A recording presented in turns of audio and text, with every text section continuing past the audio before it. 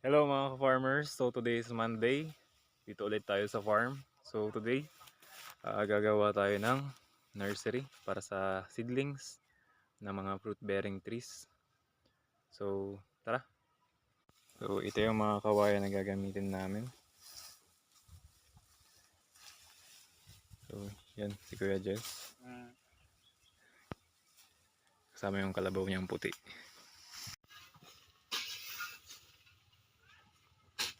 Ito yung area. Nalagyan na ng hukay ni Kuya Jess. So ang next na gagawin natin dito ay lalagay tayo ng poste at lagyan natin ng semento para matibay. So dito mga ka-farmers, gumamit tayo ng PET bottles or the mga plastic bottles ng soft drinks. So ito yung purpose natin. Ilagay natin sa kawayan, dito sa poste para magsilbing yung footing kapag lalagyan na natin ng semento.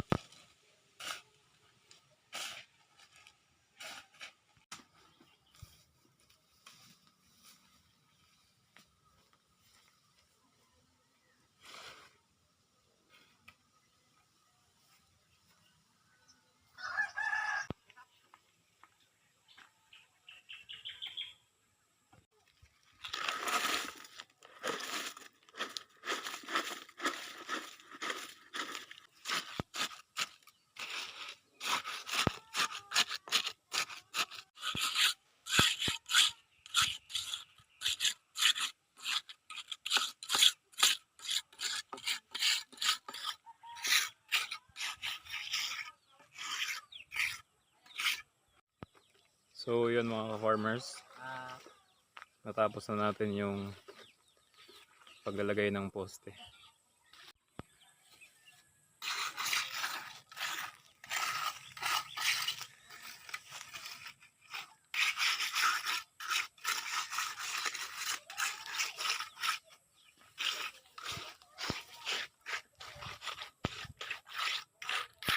So yun lang po for today's video.